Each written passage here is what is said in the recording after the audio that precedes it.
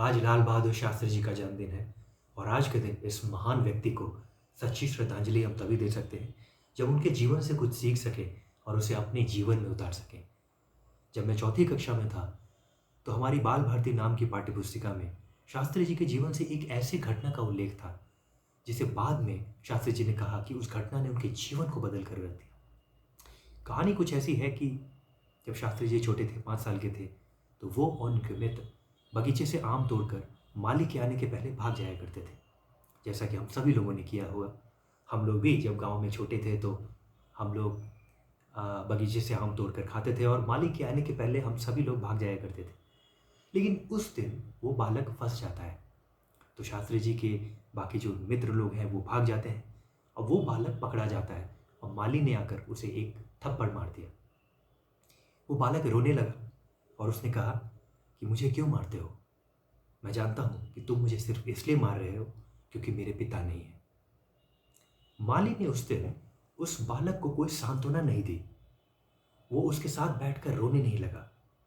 अगर उस दिन वो माली उस बालक के साथ बैठकर रोने लगता तो शायद वो बालक कभी भी आगे चलकर लाल बहादुर शास्त्री नहीं बनता।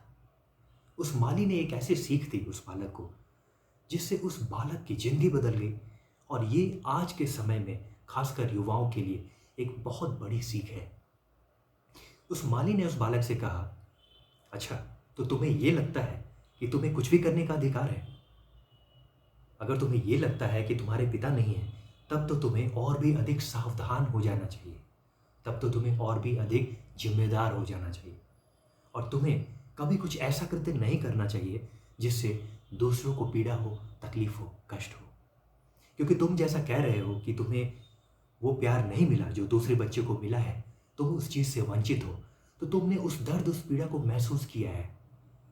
और तुमने जब उस पीड़ा को महसूस किया है तो तुम्हारी जिम्मेदारी और भी बढ़ जाती है कि तुम कभी कुछ ऐसा न कर बैठो जिससे दूसरे को वो पीड़ा हो, वो कष्ट हो, वो वेदना हो।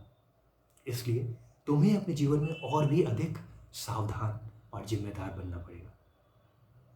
आज के समय में जिस तरह से हम खासकर युवा वर्ग एक एस्केप रूट ढूंढते हैं और एक विक्टिम टेंडेंसी, एक जो सबके दिमाग में है, एक विक्टिम माइंडसेट है।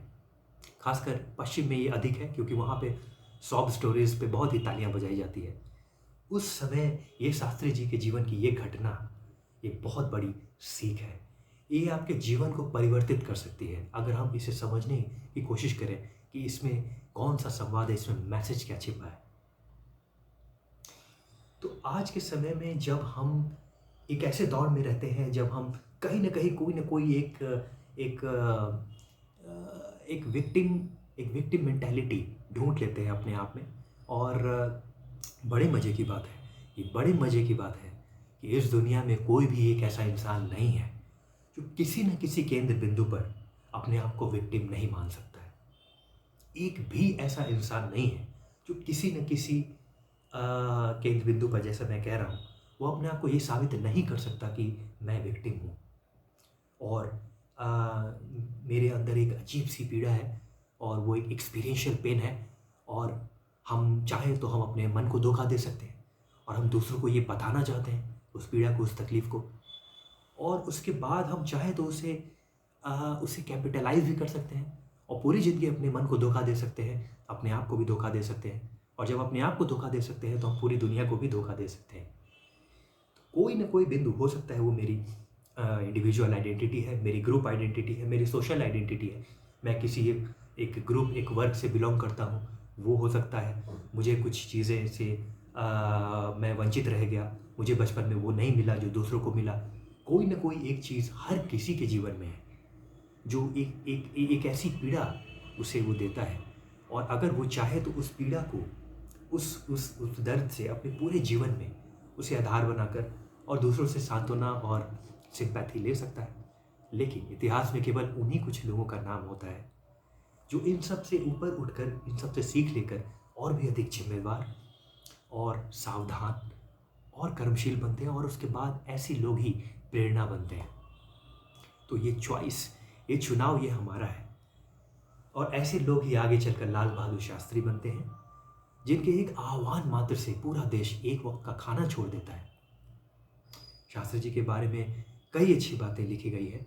कुलदीप नैयर ने बहुत उनकी तारीफ़ की है अपने संस्मरणों में। उनके जो निजी सचिव थे सीपी श्रीवास्तव, उनकी बुक मैंने पढ़ी थी कॉलेज डेज़ में, life of truth in politics, बहुत अच्छी किताब है, आपको भी पढ़नी चाहिए। उसमें एक घटना उन्होंने ज़िक्र किया है कि बिहार से एक दल अपॉइंटमेंट लेकर आता है उनसे मिलने, और शास्त्री जी उस वक्त एक फॉरेन एम्बेसडर से मीटिंग में व्यस्त रहते हैं, और जब तक वो मीटिंग ख़त्म होती है तो उन्हें पता चलता है कि काफ़ी लंबे इंतज़ार के बाद ये जो दल आया था वो लौट गया है, क्योंकि काफ़ी देर हो चुका था। तो शास्त्री जी बस स्टॉप तक जाते हैं, उन लोगों को वापस वहाँ से अपने घर लाते हैं।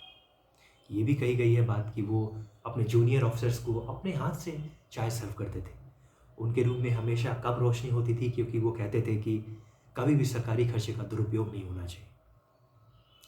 तो हर तरह से उन्होंने अपने व्यक्तिगत जीवन में एक आदर्श को प्रस्तुत किया है, जिया है, इसीलिए वो मिसाल है। सिर्फ उन्होंने बड़ी बड़ी बातें नहीं की, उन्होंने अपने व्यक्तिगत जीवन में उस आदर्श को जिया। His life was a message. तो इतने महान व्यक्तित्व से हम अगर आज कुछ न कुछ सीख सकें तो ये हमारे जीवन को भी परिवर्तित कर सकती है। और आज के दिन मैं समझता हूँ इस घटना से हमें ज़रूर कुछ सीखना चाहिए, क्योंकि स्वयं शास्त्री जी ने भी कहा है कि इस घटना ने सबसे अधिक प्रभाव उनके जीवन पे डाला। और आज के समय में खासकर युवा वर्ग को ये चीज़ अगर समझ में आ जाती है तो ये शायद उनके जीवन को भी बदलने वाली बात हो सकती है। हो सकता है कि कुछ लोग इस चीज़ से अभी कनेक्ट नहीं कर पाए, क्योंकि मैंने जब इसे पढ़ा था चौथी कक्षा में तो मुझे उस वक्त उतना कनेक्ट नहीं हो पाया था। लेकिन बाद में धीरे धीरे मैंने महसूस किया कि इस घटना में बहुत बड़ी सीख है। और आप अगर इस वक्त इसे कनेक्ट नहीं कर पा रहे हो, कहीं इसे अपने ध्यान में रखें।